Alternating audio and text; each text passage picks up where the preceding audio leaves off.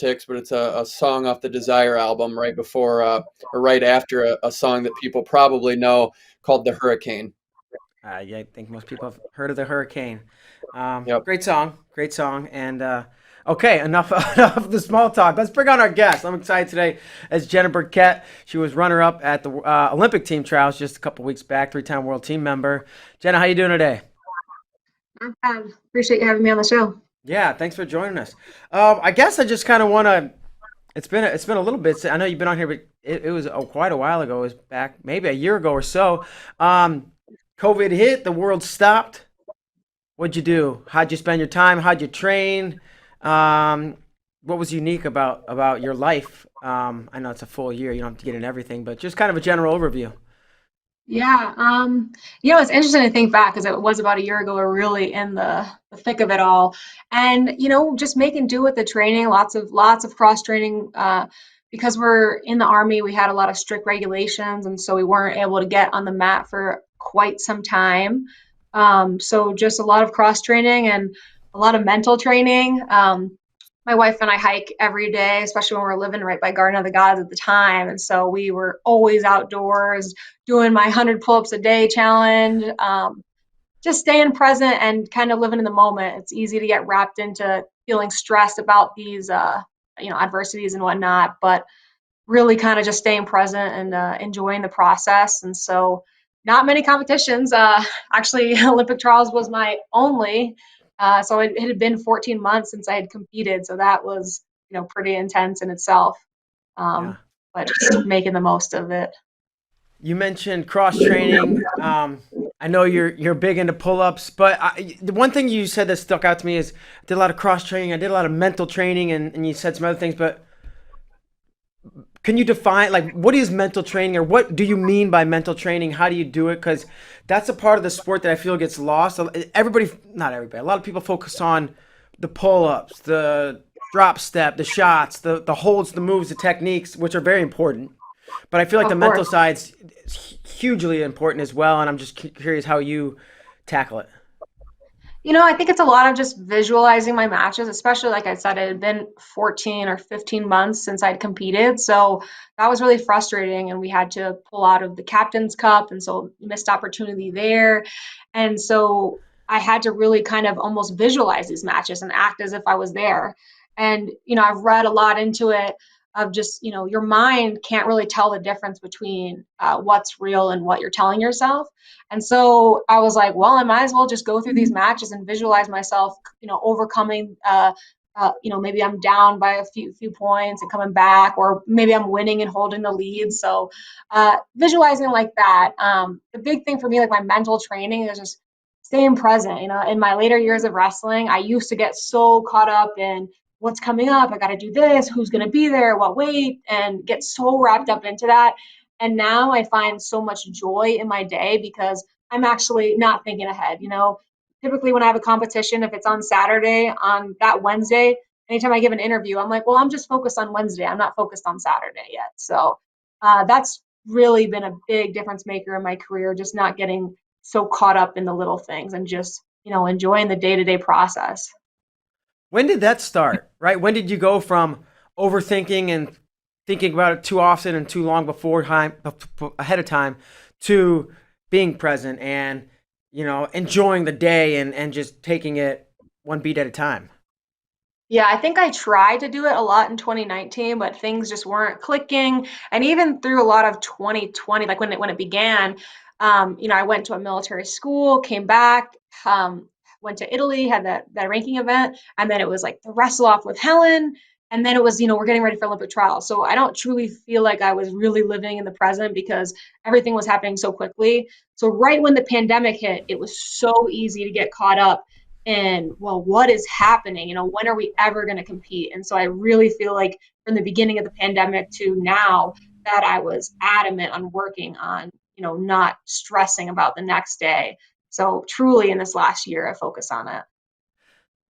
So that like there's a lot of for everyone negative and just nobody really liked the pandemic, the lockdown, the shutdown, the everything that it was and to a degree still is. But was that a big benefit for you to take from that?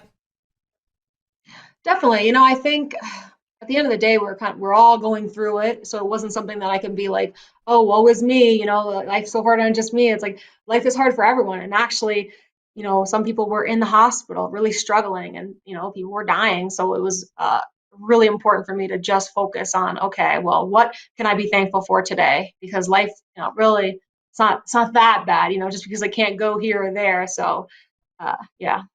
All right. You mentioned military school, and I know you compete with the WCAP. How, when did that come up? Why did you look at it? Then ultimately, why did you decide to do it? And what do you like most about it? Give me a glimpse into the military life. Yeah, I guess I enlisted in September of 2015 actually. Never really knew too much about the WCAP program when I was a resident in Northern Michigan at that training center, or really when I was in Colorado. I just knew of Iris Smith and Jamil Byers, and I knew they were world champs, but never really spoke to them. So it just seemed like, not really sure what that program's about, but they're very successful. And then, just kind of being at like the Schultz, and I started wrestling their athletes and just kind of talking to those guys, learning about the program. And the biggest thing was anytime I would go hang out with them, I really noticed it was a family. It wasn't just about the wrestling or, things like that, or your accomplishments. It was a family. Like no matter if you placed first or if you placed eighth, it was a family and they took care of you. And so I love that aspect of it. My grandfather was in the military, so kind of was a more natural feel for me. Always, when I was a little kid, little tomboy, obsessed with, GI Joe and all that kind of stuff. And so definitely was something that I was, appealed to me. And then ultimately, I went to basic training after the 2016 Olympic trials, which was the best thing for me. After I fell short of my goal, it was the best thing to not jump into a summer of camps where you're not on the team and you're like helping them get ready. I was thrown into this whole other world with all new people and just adjusting to that. And then, of course, the classic, like Army boot camp is like to break you down and then build you all the way up. And they truly did. As much as I was going through this hard time, I realized quickly that I wasn't going to make it through unless all my battle buddies made it through. So it was a good experience of it's not just about me, which is the opposite of, in the wrestling world, you're the only one out there. It's all about you. So it was really important to kind of make sure my battle buddies were successful. And, and the drill sergeants were just really instilled such confidence in me. So right when I got out of, I went to basic and then I went to AIT for my job training. I won a national title just 3 weeks after I graduated that school with, no real wrestling training under me at my belt, but just the sole confidence that I had from the drill sergeants. Go ahead, Kyle. Jenna, just tell us about the WCAP, what the expectations are with that program. Do they have outline of what they want you to do during your time with that program? Just take us through that. Of course, yeah. I mean, the standard of the program really is to bring home world and Olympic medals, right? Like we're in the Army, we have our MOS, which is our job training. So for mine, I'm a unit supply specialist, but I'm currently on orders to be a part of the World Class Athlete program. And so I get this opportunity to go compete internationally and worlds and, hopefully Olympics one day to bring home these medals. And so the standard on that, the athletic side is that, right? They want you to be on national team. It's a standard. It's kind of it's how it is. And, you work towards that all the time. But then it's like the military side of it. Like as much as we're training on, the wrestling side, I also have to stay competitive with my peers in the military, with my MOS and my career that way. So still doing my like job training and things on your like annual trainings and stuff on your computer and all that, and going to these military schools. My game plan is to make this world team and go to ALC, which would be the next school to get promoted to staff sergeant. So still, you're always staying competitive on your athletic side and your military side. And the good thing about WCAP 2, the kind of the benefit we have with the Army is, we go to these units and we do these things called total soldier enhancement training. And we kind of just go to these units and see where their areas of weaknesses are and how they can, how their soldiers can be more resilient. So we basically use a lot of the stuff that we learn in wrestling, and it helps out, all the soldiers, across Fort Carson, but we also go to other bases. So it's definitely an awesome thing, and it puts you out of your comfort zone. Like it's one thing to talk at a camp or do things like that or do these interviews, but it's a whole other thing to go work with your peers that don't really know anything about wrestling and, kind of sell myself on, what I'm good at, how I'm going to help you, and like how we can all work together on that. So it's definitely made me, I feel like, a more well-rounded person. Back to basic training. Like, so I understand from what you said, like it's more taking care of the team and making sure everybody, you work together rather than wrestling. I just got to take care of myself and try to win matches on my own. The physical demands of basic training, how do they compare to the physical demands of, let's say, a training camp, getting ready for an event, a tournament event? I Yeah, haven't. Go ahead. Yeah. I will say, like, I'm confident wrestlers would be successful at basic training. We're built for that kind of like struggle, and we kind of like, we love that struggle, I think. And I Yeah. think that's the difference between, your average person that comes out of high school and joins the military, or if they were maybe a runner. Like, I think wrestlers love that grind and that intensity. So like, I feel like more wrestlers thrive off that. So it gets us kind of pumped up. But it was pretty tough. I won't lie. It was just like a different type of training. Like the rucking for us for females it's like it's hard on your hips, so that was pretty intense. And I think it was more intense to me because I had to stay sharp mentally, because you're just rucking all these miles and you don't get music and you can't talk to anyone, so you're just in your head the whole time. And so I kind of had to start to visualize my opponents, and I was like, thinking to myself like, oh, they could never do this, like this is getting me so strong, and like I'm becoming better in every aspect. And so I had to like just drill that into myself as I was doing all these ruck marches. But all the other stuff I truly liked. I really liked all the climbing and the ropes and all that kind of stuff, crawling under the barbed wire. Like I ate that up. What's the most challenging, difficult, most challenging, however you want to quantify it, least desirable, I don't know, part of your military experience, whether it's a physical demand, whether it's drill sergeant, finger in your face. I don't know if they do that, but like, what part is, the most challenging or difficult for you, mentally or physically? I think the biggest adjustment is definitely, you're cut off from your people. You don't get to talk to them for a long time, even though you eventually start to get, write letters and all that. So the big thing was like, being cohesive with all these new people that, their ages they were mostly teenagers. When I went in, I was 20, 23 at the time. And there was a few older individuals. So just kind of like being cohesive with that and functioning so we can all be successful.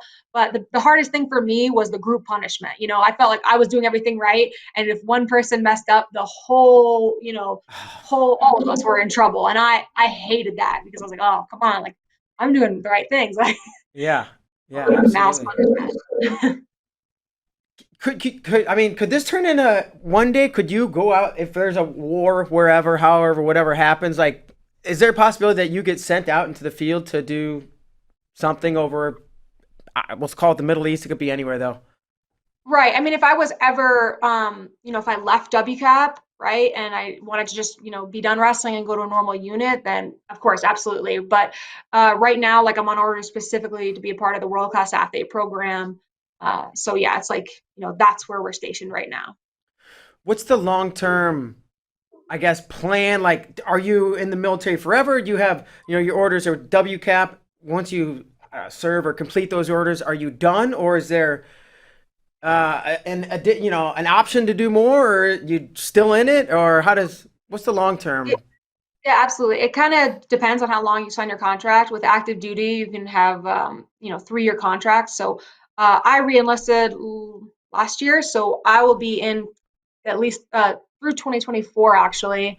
Um, for me, I plan on staying in, whether I am, wrestling in WCAP, or if I stay at WCAP and, I'm coaching someday, or I'm in another position at WCAP. That would be great. That's ideal. That's plan A. Sure.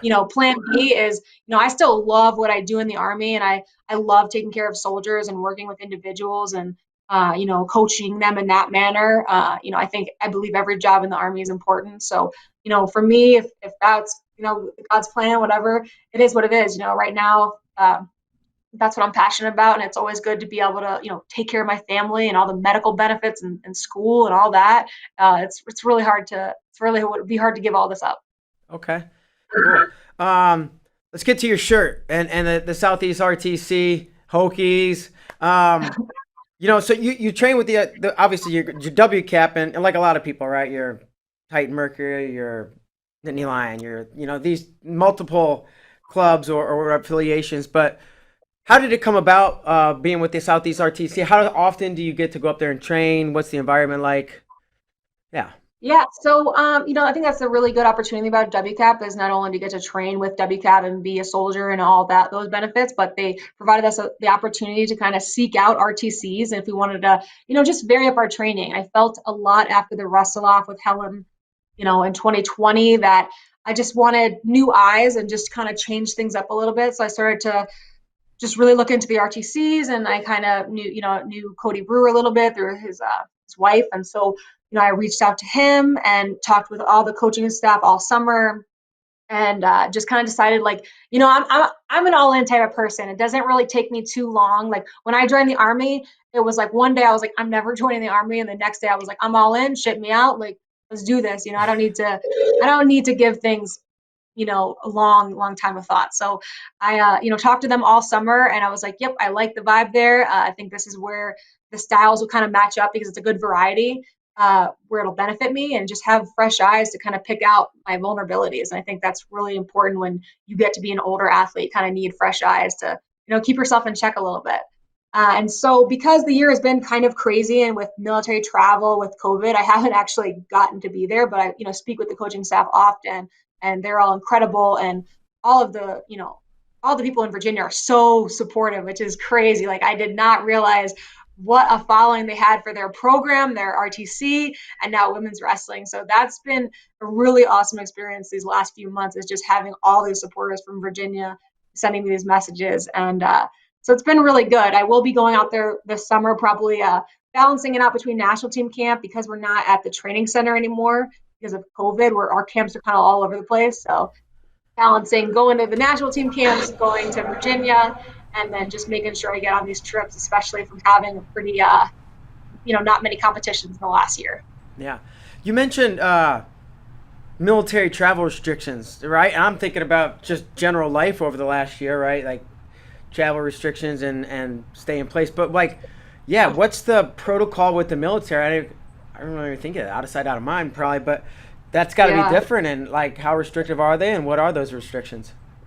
It's loosening up a lot more now, right? With all the vaccines kind of rolling out, and we were at Olympic trials, and we were supposed to be the Captain's Cup, so it's a bit less. But through the majority of it, there was every week or every day you check the travel ban list, and there were so many cities on there that the whole list was full. So it was kind of like, oh, I guess we can't really go anywhere. But the process typically, like with all that is you just kind of put in for these places and it either gets approved or denied. And so we'd put in for a lot of places, like we were trying to go to France and then that kind of got denied. So it was a struggle, but at the end of the day, it was a lot of things that were completely out of my hands. So as much as it kind of frustrated me, it was like, we'll have no control over it. So just kind of had to put it out of my mind. But of course, frustrating, but I'm lucky. Of course, we were at Olympic trials. Thankfully, that got approved, and now we're starting to roll out with our upcoming events, and very optimistic that those will get approved now that we have really good protocols in place. I think the Army, they want to keep their soldiers safe, and obviously that's the number one priority. So that was why the restrictions were so intense. Well, I'm glad you got to were approved for the Olympic trials, obviously. One more thing before we get to that, and this is like a side note, and this is kind of a smaller thing, but I follow you on Twitter, and I have for a while, and I checked earlier today, it's not there anymore, but you used to have something like, I'm just a fat kid, something, or I don't know, and I was like, I never really thought Jenna was like fat, or like, that's weird, but like, give me the scoop behind that. And what did it actually say? Yeah. It used to have a bit fat, but otherwise lovely and very talented. I had that up for years. But then all of a sudden one day I was like, talking about my wife, and I was like, I guess I should probably take this down now. So it was just kind of just being funny. I was, I don't even know. I had it up there for years, but it definitely used to make people laugh. Were you like a bit fat when you were before I never thought you were fat. Yes. I hate when people throw up old clips of me. I'm like, please take that down. That's not. My coach gives me crap all the time because I used to be a whiner when I was cutting weight because did things the wrong way and never got the importance of nutrition, I guess, till I was older. And now I'm like, hey, Bruce, that was a quad ago, so we don't get to discuss that anymore. Like, Oh, that's great. That's great. I do want to kind of get into, I guess 2021 and I know there was your mom. She got sick, and I don't know all the details behind it, but is it something that occurred like since the new year, you know, or was it um, longer than that?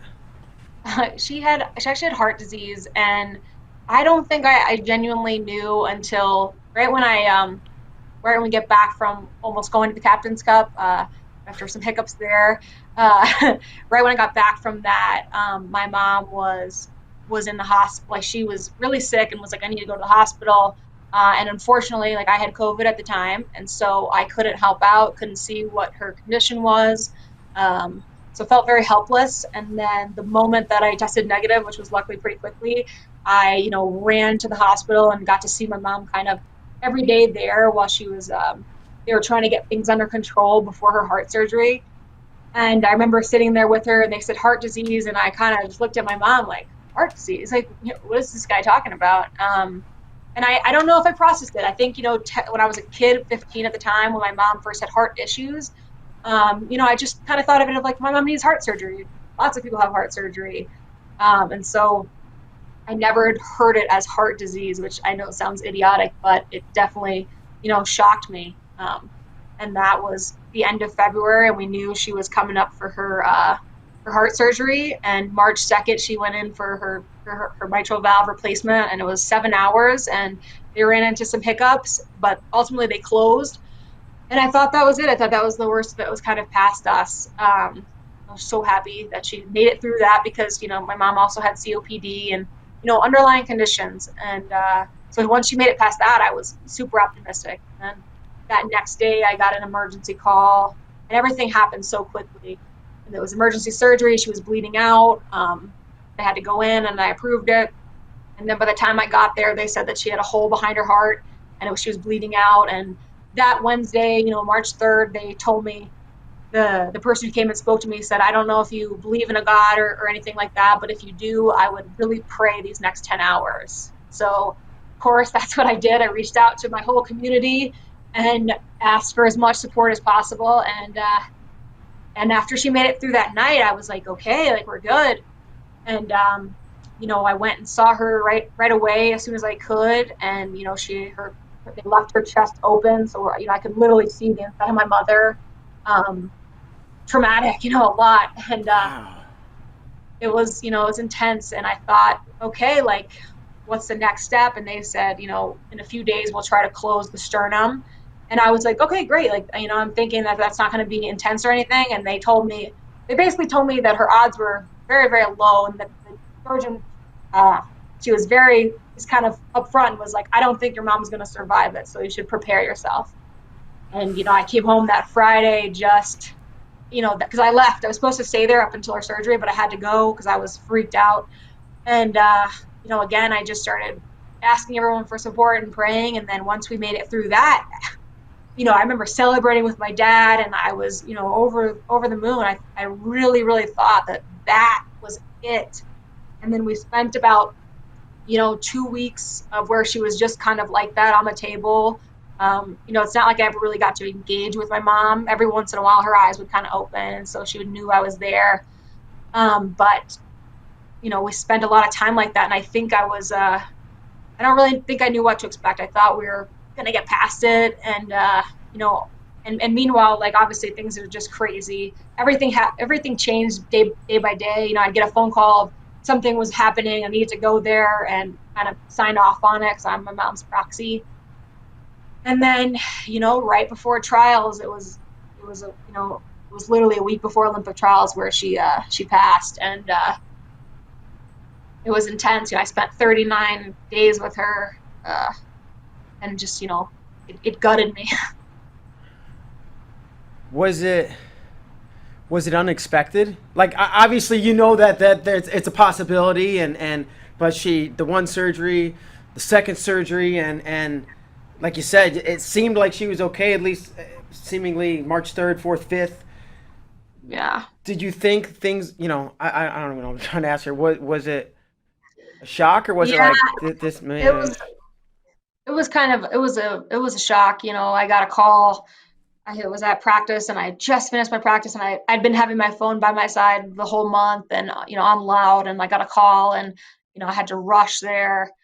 And I got to see my mom, and we were with my mom before she passed, actually, which is the good thing. A Yeah. lot of closure for my brother and for everyone, but of course, just unexpected. And she's the matriarch of our family, so it was tough. It was exhausting, and just it's hard to really put to words, I guess. My mom meant everything to me. Try not to cry. No, Um, I totally understand if you do. It's totally natural and human. And all the while, you've got an Olympic trials. It's whether you're going to do it or not, or you're ready or not, it's coming, right? Like yeah. it doesn't, not to sound insensitive, it doesn't care or know what's happening to your mom, right? Like, um, what was the training situation like? I can't even imagine. Like, you, you kind of have to train. You got to be on the mat. You stay as physically sharp, but you're dealing mentally and emotionally with these others. Were you able to get workouts in from March 3rd to Oh April yeah, it was 3rd? And what was that situation like? it was so, like when my mom went in for that emergency surgery, or like those days when I went in there and it was approving everything, right before they went out and took my mom, I was like, hey, like I grabbed the nurse person taking her and I was like, listen, like you guys need to do everything. Like I know people say that and I know it's crazy and I know you will do your best, but like my Olympic trials is in a month and my mom had this surgery so she could be there. So I was like, you got to do everything a little bit extra for this woman. And so it was a heck of a lot. It was a lot on my plate. And to be honest, the training wasn't great, but my priority was my mother, and I didn't care about the wrestling, truthfully. Sure. It was all about her, of course. So Yeah, yeah. I got training in, especially after she made it through the sternum closing. That next week I was there, but then it was just like every other day, maybe just one workout. But like I said, I thought to myself, as long as my mom survives this, I don't care about the wrestling. Like, to hell with it, honestly. Yeah. And just, yeah, to be quite honest, I just didn't care. But after she survived that Friday of that emergency, surgery, and I had been there 12-hour days, so I was exhausted. I remember I came home and I was like, I hit my gym up right away and I was like running like a mad woman because I was so like, so much adrenaline of like my mom just cheated death for the third time. Like, I don't care what happens. Like, I'm gonna go to trials, like I don't care. And that was, Friday the 4th or 5th. And then after all the chaos kind of came, I just, I barely, I made the most of it though. Like, it's nothing to whine about. It just under the circumstances, right? Like just special circumstance. So I made the most of it. But right before when my mom passed, I said to her, like, I was talking to her and um I was like, Mom, I'm not going to trials. Like, I haven't trained. I was like, I can't go. And she looked at me and she was like, no, like you have to go. And I was like, I don't know, Mom. Like, this is kind of killing my heart. But that was, basically one of her last wishes, that I would go to trials and see it through. And so I didn't decide I was going to go to Olympic trials until the Tuesday before, the Tuesday of that week. I kind of was like, okay, because the Army had changed my ticket because I wasn't sure. I spent those first few days after my mom's passing just a wreck. In bed, Sure. didn't do anything, didn't even have the energy to like go for a walk. It was too much, and so I don't like to go into anything unprepared. And so as much as everyone was like, you got to go, it's for your mom and all this stuff. And I was like, I'm not going out there and hitting the ball. And, it's a lot harder than that. So to kind of go in where you feel like you're completely unemotional and you're like, not, I guess, like, I guess I just felt cold is when I say unemotional. Like I felt empty. Maybe I was very Sure. emotional, but empty feeling. And I was like, it's just not something you can just show up to. Like, you have to be physically and mentally sharp and ready to fight for what you want. And I felt the opposite. I didn't care. And I think that was like the most alarming part to me because I always care. And I just was like, I don't want to go. I don't care. I'm the number one seed going into Olympic trials, like, for the mini tournament. Yeah. And I didn't even care. And that was the weirdest thing. And it was like, I kept realizing, like, oh my gosh, like, I'm on the flight now. I kind of got to get myself pumped up and couldn't get myself pumped up. And it was it's a very different feeling. Obviously, I've never felt it before. You go into a competition, you get the nerves of excitement, you're packing, and like you think about your celebration and you're thinking about all these things that would be so like all these big moments, but it didn't mean anything to me because my big moment of hugging my mom in the stands was never going to be there now. And so it just didn't matter. Sure. But you said I told my mom I think I'm not gonna go. I don't know if I'm gonna go. And she like looked at you and said, like, do it. Oh yeah. But like I know that, and I don't know if I'm getting the timeline right, but at some point before that she was hardly able to communicate with you, I think, right? So Yeah. prior to her saying, hey, go, was she like awake and alert and able to talk to you, or did she like was that like one of the just like moments when she opened her eyes and spoke? So after she got the tracheostomy, then she could, like, 'cause she had the tube in her mouth, so I could never really communicate with her except for her eyes opening. Um, so a few days before she actually passed, she had the tracheostomy surgery, which was another risky surgery. And then, thank God she made it through that. And that's when she could mouth to me like what she wanted to say. And, she had tried kind of like writing with her finger to tell me things because she'd be mouthing things and I'd be like, I was like, I have no idea what you're saying, mom. And I was like trying so hard. So I was like, she was trying to like write things out on my hand to me. But those moments were just not as often or not as long, I guess, then the sedation meds and all that. So I would have a few moments like that where she could, she would tell me, she told me she loved me, of course, and all those things and that kind of stuff. And then, yeah, she, right at the end when I was like, I can't do this, mom. I'm a mess. And she was like, no, like you have to, like, she knew all the things like I just worked for. So Yeah, that's pretty awesome. And I mean, I think you get what I'm saying. Um, yeah. so now as you're deciding to go, but you're feeling cold or however you wanted to describe it, and not quite the same, right? Not the same vigor that you normally have. Once you get to Fort Worth, like, did it ever feel like a normal competition, or was it always this something hanging in the back of your head? Because once it started, you looked vibrant as can be. But I'm just curious, making weight the day two before, even prior to Yeah. competition starting. I was lucky, throughout all this. I remember, once I'd kind of decided, like, okay, I think I'm gonna go, like, I should probably check my weight. And I was, like, I was 56.3, I remember. And I was just like, okay, so I'm like, I'm underweight. Like, it's not gonna be an issue about that, which was, obviously a blessing because that would have really been tough to kind of be like emotionally so upset and then have to like cut weight.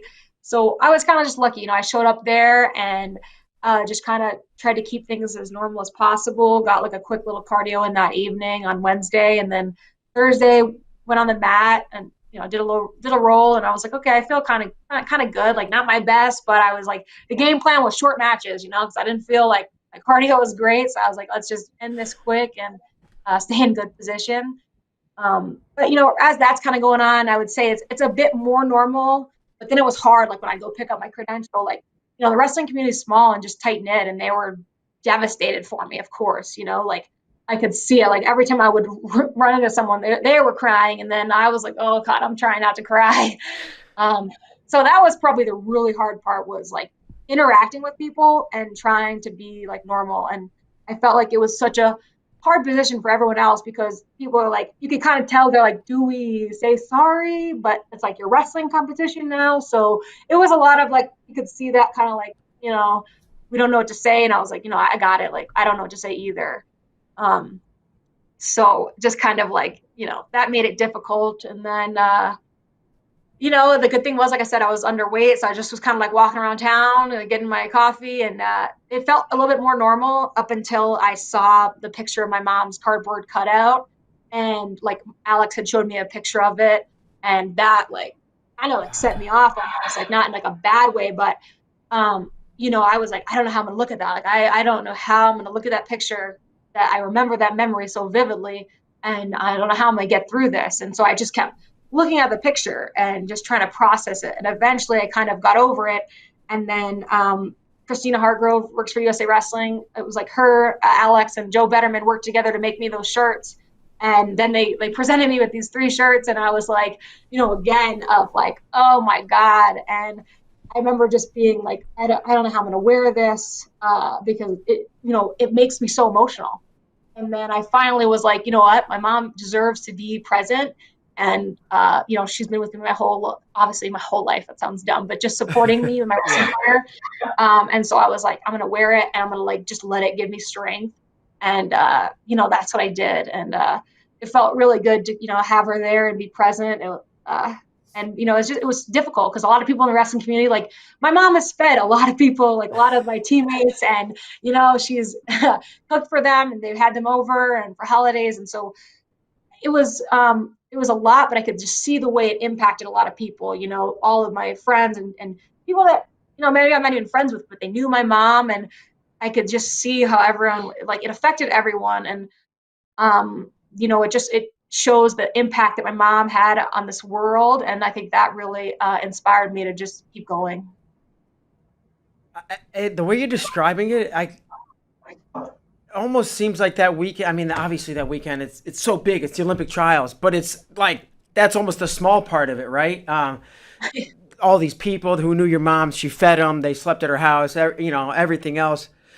The cardboard cutout, the shirts. Did it almost not like a funeral, but did it almost feel like this was a celebration of her life, and there was like a tournament there too, from your Yeah, perspective and the people you knew? I think that's a really unique and really good way to put it, honestly, because it definitely felt like I was honoring my mom, and so many people could see it, and was just able to wrestle with a lot of passion. And I think that really showed in my matches how much, I cared. And, at the end of the day, like, as much as it's about making an Olympic team, like, it was about honoring my mom and finishing, continuing this through, right? I'm not a quitter, and it was something that I had to do, even though it hurt, but like I had to honor my mom that way. So yeah, I definitely think like a celebration of her and her strength for sure. I guess to the wrestling, the morning you're warming up, does that feel a little bit? Yeah, it's well, I guess it was 2 days. Did it feel a little bit more like a wrestling tournament at any point? And did the wrestling itself feel different? Did you feel more? You looked honestly. I'm not just saying this. The best version of Jen I've ever seen, and I think the results speak for that. Um, Yeah. how did it feel? I guess. It was obviously like the morning of, I was just like, I looked at Alex and I woke up, on that Friday, and I was like, I don't even feel nervous. Like, I was just like, man, this is crazy. And I think, I really believe truly my mom gave, like, this was her last gift to me, was for my freedom, to go out to Olympic trials. And just, at the end of the day, like this world isn't just built because of wrestling and all this, and making an Olympic team is not the biggest thing in the world. I've realized, like, the impact you make on people. And they say that all the time, but now I'm really, really seeing the impact that my mom had on people, reading all these stories. And so wrestling was just so almost like, it wasn't the biggest thing. And it was just doing something that, like, hey, like, my body knows how to do this. I've done it for a long time, and I love doing it. I like figuring things out. And so it was nice to just go out there and just feel free. I think that was the best part. Like, there was no thinking. There wasn't like, oh, if she does this, I have to do this. And what if it, like, you kind of get into that pattern of like, oh, the what ifs, what if Yeah. I lose? And there was just none of that. I was just, whoever was in front of me was in front of me. And I was just there to kind of do what I'd, been training for those last few months of just opening up. A lot of times you care so much, and I'd almost be so hesitant, and wasn't really being who I was in the practice room. And so it was so nice to just kind of go out there and just to be free, and have fun with it. Yeah, and like I said, it showed without a doubt. I guess we'll start with just to describe the end of the challenge tournament. I think it was the headlock, and man, what do you remember?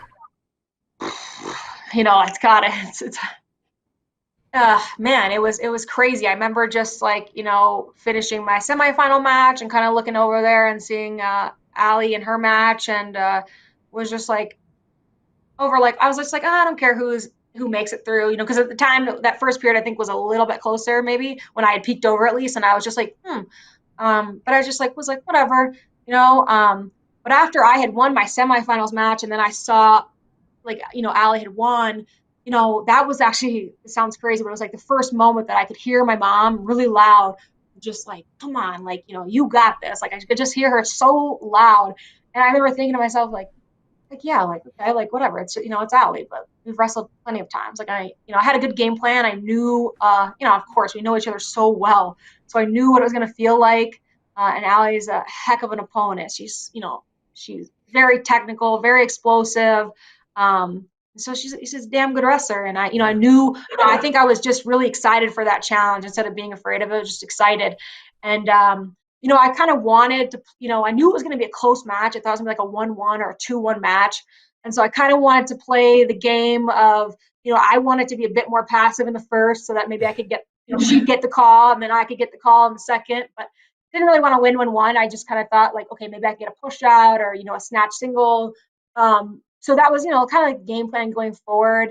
And then they warned the both of us, and then they warned or they put Allie on the clock, which I was like, oh man, like that's not what I wanted to be like. Um, but I had kind of felt that headlock actually, like maybe 20 seconds earlier in the match. I felt her like go deep on that underhook and kind of like leading really heavy with her head up up high, and so I felt it then. And I was like, I kind of kept in the back of my mind. So when I was letting her like push into me, and it's just like a feeling thing, we do these drills so often at WCAP, especially because it's a lot of Greco guys in the program. So we do those all the time, on the suplex dummy, on our partner. And so it was very much so a feeling thing. And I think the biggest thing was not being afraid to do it. Actually in Final X and 18, I actually went for a headlock, but kind of chickened out on it. And I kind of would have had it if I committed to it then. But I was a bit more hesitant. And so this time I was like, I just like kind of heard my mom and I was like, I just got to go for it. Like, who cares? And, once we went over, I knew I was like, I can't, I'm not letting her off her back. Like, it's got to end now. Yeah, yeah, that was a big memory that sticks out to me from that event. I'm sure that was bonkers for you. Now you got Helen, right? One of the greatest women wrestlers in United States history. Obviously, the only Olympic champ to this point. Is it still the same thing? The freedom that you described before, and the who cares and no nerves and Yeah. It was kind of like, I was excited to wrestle Helen. I knew like I was like, okay, I made the adjustments from that wrestle off for the Pan Am spot, and I knew the positions where I wanted to be. And it's always exciting to wrestle a really good opponent, because it's always just like you kind of got to go into things with a curious mind, like because it's easier to process that way. Like, oh, I wonder what they will do. I wonder what they're gonna feel like. But I didn't really have those nerves. Like we were in the finals, Olympic trials, and I was just there to kind of just do what I always do. I think I was a bit more hesitant in that first match. Kind of frustrates me a little bit.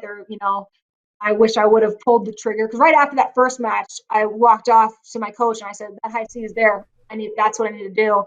So I said it right as I walked off the mat, and I was kind of pissed at myself that I didn't pull the trigger. I scored early on that 2-on-1, and then it kind of became she scored, and then it became a game of hair pulling, giving points away for that, which I thought was interesting in Olympic trials of 4-3 match. It's a little interesting, but it is what it is. You're wrestling the best in the world, so you gotta keep going. But I felt like I was a bit more resistant or hesitant, and that was a little frustrating for me. And so that second match, I was like, man, we're in the damn Olympic trials finals. It's my second match. I'm sure people just think it's going to be a sweep for Helen. And I was just like, now's the time. Like, I got to go now. Like, who cares? And that was totally the mindset of like, what does it matter at this point? She's already won the first match. There's no reason to be hesitant. And I think that was pretty apparent. And obviously it was a super close match and very intense. But, those are the matches we live for. We live for those close matches and shutting it down and scoring late. That's where it's exciting. yeah. What do you do between matches 2 and 3? You come off the mat, you just won. First time you ever beat Helen, I believe. Um, do you go in the back and take a nap? Do you cool down? Do you sit down and game plan? Do you like shut your mind off and watch Netflix? I don't like. What do you do? Yeah, there was no time. There was, you really, it was truly like the 15 minutes ends, and then some. But because Kayla and Mace's match got, ended a little bit shorter, Yeah. it came quick. And so I was just in the back getting rubbed down. And, I definitely felt the fatigue a lot more. I knew going into that one, I was like, dang, like I'm feeling it. Um, just a lot of the adrenaline, your body is just like kind of like in shock. It's like, oh my god, we have another one. We just did two. But just kind of get my mind right. Like I was excited. I was ready to, of course I want to throw down. Like, and that had just been my mindset the whole time. I couldn't focus on like, oh, I have to win and I'll be on the Olympic team. And if I lose, I'm the runner up. Like that sucks. Yeah. So I didn't even think about that. It was just like, again, just kind of like go out there, and we know how she wrestles. She knows how I wrestles, but you just got to keep moving forward. And of course, nasty foot sweep, and all credit, of course, to Helen on that. It was, it's one of those things. It's like, it just happened in wrestling. Ildar, when he got off the mat and he was talking to me, and he was just like, I was upset because it's one thing to lose, but I don't want to lose that way. That, of course, freaking hurt. I wanted to, I just want to go down fighting always. And Ildar was just like, Jenna, you stepped at the right time. She was already going for it. There was, at that point, there was really nothing much more you could have done. And so, I kind of just had to get up. And obviously, it's a pouring of emotions, none of which were for the loss. Of course, like it just, a lot of people, of course, NBC, all these people want to talk about that moment, but of course, it was like crying out for my mother, just not being there. It's like I've seen my face like obnoxiously now a lot since that trials, and it's a lot to see yourself just bawling on NBC. And so I just it's intense. It's intense to like re-see it, and people are like showing it to me, and I'm like, oh, I don't want to see it anymore. I experienced it, I lived but it. Yeah. I guess the good thing kind of about it all is like it's an unfortunate club to be in of a passing of a parent. It's a shitty club to be in, but a lot of people go through it and relate to it, and that's been the really intense but beautiful thing since is the amount of outreach I've had from people. Just I've experienced it, and I can't imagine having to compete under all that, and it was a lot, but it was a good moment, I guess, to show strength and that you can always keep going. So that kind of meant a lot that I could at least touch people that way, that we can always keep going, and you know just one step at a time, I think, was maybe the symbolic thing of my trials. Yeah. And even just to back up a little, the reason I asked about between matches 2 and 3, because I was curious, because I saw you come out of the tunnel, and like you didn't sprint, but you had a brisk jog along the end, and you make the turn, and like there was like this, I don't know if it was confidence or just like you were exuding something that was like meaningful, and obviously, but the way you displayed it, and the way I was like, she thinks she knows she's gonna win. And Helen's she's really tough and she's game and everything. I was like, Jenna believes she's gonna win. Like holy, like I don't know. There was just something about coming out of that tunnel and making that left turn at the corner, and just your body language, your attitude, the air felt different. I felt like just, there was nothing to worry about. It was just all hard out there. And I think that was like the nice thing. I knew like there didn't really need to be a game plan or be freaked out about anything. It was just like all heart, and I know I'll do fine. I was, hell yeah, I was confident and excited. I just couldn't wait. I couldn't wait for another match, like the second match, or even, the first one was a close match. I just couldn't wait to see that kind of like battle. And it's like, of course, I hate that I got foot swept to my back. Like that sucks. Because I was so excited for that battle. Because that's truly where, like the warrior comes out, like you're in that battle and everything sucks and we're both exhausted. And now we both have to put out so much heart and energy, and I was really excited for that opportunity. I couldn't wait to get out of that tunnel fast enough because I was like, I'm ready to step on this mat right now. Yeah. P.S. The hair on my arms just started standing up. Um, and I know you alluded to it. I don't want to harp on it, but the scene that we all saw in the arena and was shown on NBC, like, don't take this the wrong way. It was awesome, and I mean the pure emotion and just the raw pureness of like this is you showed how you felt, and I mean that in a positive light. Like, it was obvious you were thinking about your mom and honoring her, and just to see, and Helen was, overjoyed in a different way, and overwhelmed, I guess, in a different way. But that's like, I don't know if you as well. I've seen a lot of wrestling matches. Kyle, you've seen a lot of wrestling matches in your day. I don't know if I've seen more emotion. I've seen, Olympics, World, States, National, you name it. I don't know if I've seen more emotion poured out at one time than I did at that moment of the 2021 Olympic trials. So that's going to be etched in my brain forever. It was, of course, it was definitely special that you really like you see a moment of someone so happy for their dreams realized, and then someone just kind of like, of course, I'm going through it in two different ways, like runner up, and now like it was like in that moment I really realized my mom was gone. Like, and I know it sounds so dramatic, but it just was like I felt like I had poured myself into trials almost of like, okay, like let's focus on that. And then in that moment, it was just like everything came flooding out of just like, oh my God, like my mom is really gone, and I have no one, not no one, but like I wanted my mom to go cry into or celebrate with. And so it was so intense. And, that's something I've never been, my mom always instilled that in me. And that's my whole family's like that. We wear our emotions on our sleeve. And I never felt like, I never felt insecure about that, I guess. It was just like, I don't care what my opponents think of me, what anyone, like every match required so much emotion, like so much emotional energy. And it was all being so spent on the loss of my mom. Before my first match, even at trials, like I was crying to Spencer, not because I was nervous, but I was just like, I don't think I can do this. Like I feel so emotional that I don't want to go out there and not be ready for this battle. And he was like, this is tough, and you've prepared for this, and it's like it's not going to be easy. There's nothing I can say that's going to make it easy, but you can do it. And he's like, and your mom knows you can do this. And I was like, okay. And I was able to like reset and get my like emotions kind of in check. But yeah, it was poured out there on the mat, and an intense moment, like, and of course, like obviously, when Helen and I like we hugged, and it was just like just so much emotions, it was like it's always, it was a heck of a battle, it was a great scrap. I enjoyed those matches. And just that's how the cards kind of fell for me. Sometimes I don't know.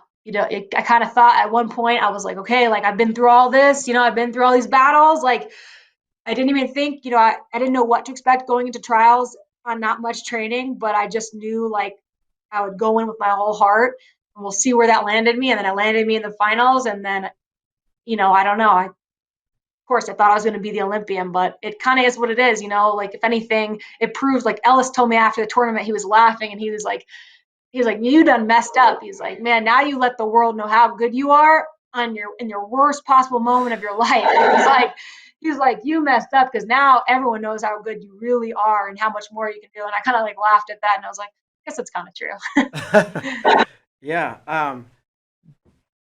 Did that almost feel like, and I'm sure you grieved before that, but was that, and maybe it was, maybe it wasn't, right? But like a form of grieving, or almost a form of closure, because you're like, it was at that moment, even though you knew she was gone, it was like that almost like sealed it, or really made me realize she's not here. Oh yeah. Oh yeah, I think, sometimes like we focus on like, focus on these competitions, and if I make the world team or make the Olympic team, like you're always like focused on that. And so I'd been focused, okay, let's make this Olympic team. Like that will bring, I think I felt like it was gonna bring some good to this horrible month and a half. And then so when it was like something bad actually on top of already bad, then it was like, oh my gosh, like I actually didn't know how to process that. And I didn't, it's still been hard, like of course I'm still grieving, and it's like it's easier to interact with people who kind of know my situation. But I found myself, interacting these last, week or so with people I didn't know, and everyone's kind of cheerful and like, oh, how's your day? And I'm like, just kind of looking at them. Like, I don't really have it in me. Like I'm not a person that can pretend. I can't ever be fake. So I just am like, oh, it's okay. Thanks. Like not really my true self. And that's been a really different feeling for me. Like, I explained it yesterday. I was like, I feel like I'm in black and white and everyone's living in color almost. And it's like hard to kind of like snap myself out of that. But every day has been, every day has been different. And the grieving process is just, it's unlike anything I've ever experienced. And there's really nothing truly anyone can say that's going to really make anything better. But I've found comfort in the amount of people who've reached out to me that have had a similar experience. I found a lot of comfort in that, and just talking to them about their experience. And that's a really good thing about the wrestling community is I can't believe how much support I've gotten. It's been unreal. It's hard. I still haven't even gotten through all the messages. And it's insane, and it's so nice to be supportive. It's crazy to be the Olympic alternate and feel like I won the damn thing, because everybody was just messaging me like completely in awe that I even showed up. And it was something special to even have like people in my weight class reach out to me before trials, after my mom passed. It was nice to see like people putting wrestling aside, because at the end of the day, it's just not the most important thing. And I think that really stuck out to me, that, I had people reaching out to me when they have their Olympic trials, like Sarah Hildebrandt has been with me through this whole process. When we first went to the hospital, she was running over to my house and taking care of my dogs, and, would just stay there all night until I got back from the hospital, and I could just, cry to her. And, that's what I've noticed so much growth. And it's awesome to have a best friend like that just there for my family, even with her Olympic trials, and about to make an Olympic team and now on the Olympic team. It was like not many days after Olympic trials, like Sarah's the Olympian, and I'm like calling her up because I'm carrying my mother's ashes out of the building and I'm like a wreck. And so it's like completely different life experiences, like she's having the best time of her life and I'm having the worst. But to feel supported is unlike anything else. It's really like to be in such a crappy circumstance, but to still have people reach out and, want to be there for me and supporting me. And like, I don't have to do this all alone, I guess. And anyone who's listening, who's grieving or anything like that, like you don't have to do anything alone. And it's a blessing to lean on people, because you might not always have them. So it's a blessing to have the people that you have. Wrestling community is made up of some amazing people. And I said it before, I'm pretty sure if I didn't, that your performance was super inspiring. I felt your energy all weekend, every match, every time you popped out of that tunnel, and people around me kind of echoed that statement. And I am very sorry for everything that happened and what you're dealing with still. Looking forward, there's the World Championships in October. Is that something that you're gonna, want to make a run towards? Oh, absolutely. It's getting the next best thing at this point. Like I want a world title. So it'll be awesome to actually get a bit more time on the mat and to feel more in shape and kind of go in with the mindset that I had at trials, just be more free and putting all those pieces together. It's definitely not the end for me. Like I'm 27, but I still feel, like my heart, like my brain, everything's young. Like in my later half of my career, like I love what I'm doing. It's when I was younger, I think I made it work, and now it's fun. And so there's a lot of life left in me, and there's some world titles and a lot of big things that I still have on the horizon for sure. And you probably don't know the answer to this, but like the way you wrestled, the way you felt, which impacted the way you wrestled, like this sense of freedom and this like I'm not worried about this whole what if game. I was just like I'm just wrestling and like flowing, right? Which is a lot easier said than done, but you did it 2-3 weeks ago, whatever. Now, do you think you'll be able to replicate that, right? And you're not gonna be able to feel the same, obviously, because you'd be in a little bit different place in life, but that's the key. It seemingly is like wrestle free. Yeah. What will be the key to getting back into that flow state, whatever you want to call it? I work with a sports psychologist, and so the things that I've been really working on this last year, I think, is what helped me get through the process with my mom. That has given me a lot of tools, not just for wrestling, for handling this type of grief. And so, working with my sports psychologist and gearing up for that. And I think the biggest thing is those last 6 months, truly, I was really tired of kind of like in the wrestling room, like it's really easy to win if I just front headlock everybody in my room and that's how I'm winning. And I'm not really making myself vulnerable. And I think in these last 6 months, I have been switching it up and just going for it and not worrying about maybe what the ego wants because we always want to win. I Yeah, would never want my absolutely. teammates to think they could ever score a point on me. And this last 6 months, I've been, putting myself in difficult positions, mentally and physically, just, like making myself down by certain points or whatever, and just going for it. And I think, in years prior, I just would, even in the practice, like do what I'm good at. And then I never got better at anything else. If you can't get to your number one attack, what do you do? Yeah, So I think having all that knowledge and opening up more in the practice room just became a habit. And so with that and kind of knowing what it feels like to wrestle free, of course that'd be the game plan to continue with that kind of growth pattern for sure. sure. We don't know what's going to happen in Tokyo, but if Helen wins a medal, she gets the spot if she wants it. If not, then it's up for another whatever. Right? It's a spot to be contested. Ideal weight class for you in either scenario. Um, you know, I, I like to think I compete at any weight class. I've wrestled up, I've wrestled down, and so I kind of just keeping it open, right? You gotta paying attention to what Helen does, if Helen takes the spot or not. It's because it's still just like right after Tokyo. Like I don't know what Helen's going to decide or how she's going to do at the Olympics. So kind of, I eat lean and I, like stay close to my weight classes, and the weight classes are all really close up and down. So I'll kind of just, decide, I guess, in the moment of which weight I'll go if Helen takes the spot. Sure. And one last thing, I know you were on the show, but it's been quite a while, and I don't think we were doing this segment yet. It's a little bit more lighthearted, although there'll be a dark side to it. It's wins and whoopings. All right, so this is like thinking over the span of your entire career, from the first match you wrestled till the last one with Helen.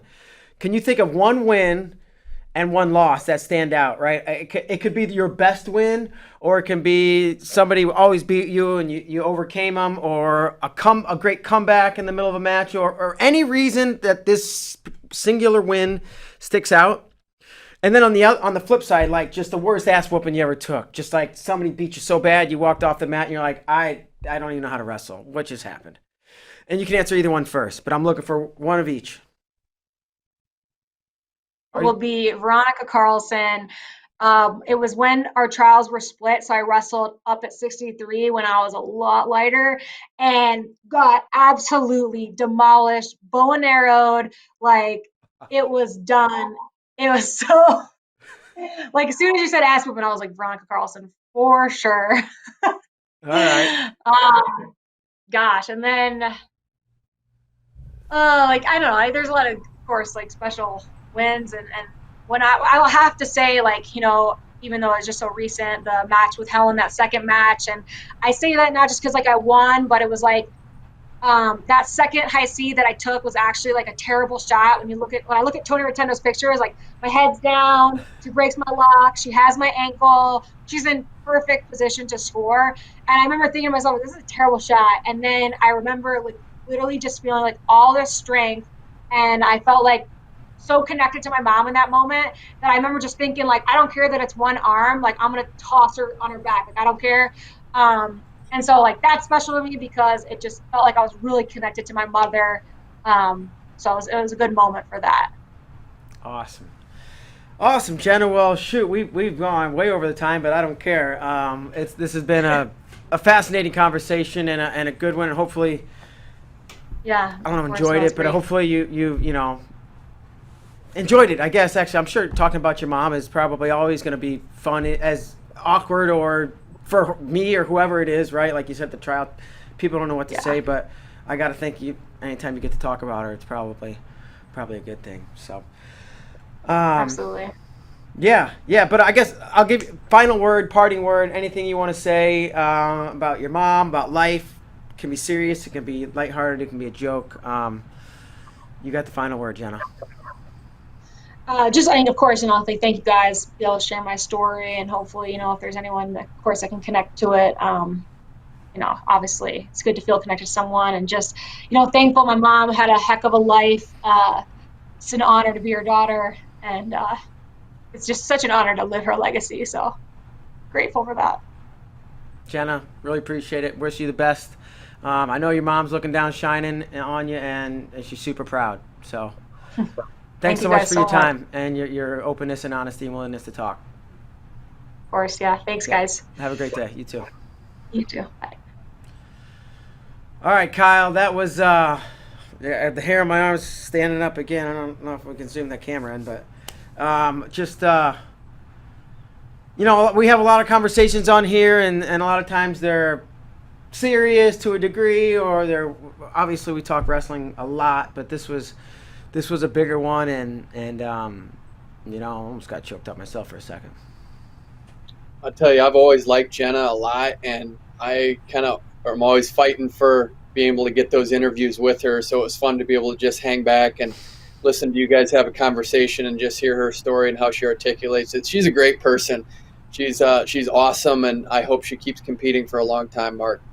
Yeah, she said she's 27. She didn't say she said she feels young. She didn't give an age, but sounds like she's got plenty of years and miles left on that body, and hopefully we'll see her at the trials we will. It sounds like see her at the trials for 2021, and good chance she might be on a team. So best of luck to Jenna. Appreciate her time, like I said, her honesty and everything else. So that's going to do it for today's show, and that's going to cap this week. We appreciate y'all tuning in. We will be back again on Monday. That's going to do it for today. For Kyle Klingman and Jenna Burkert, I'm Mark Bader. Thanks, y'all. Have a great day. We'll see you.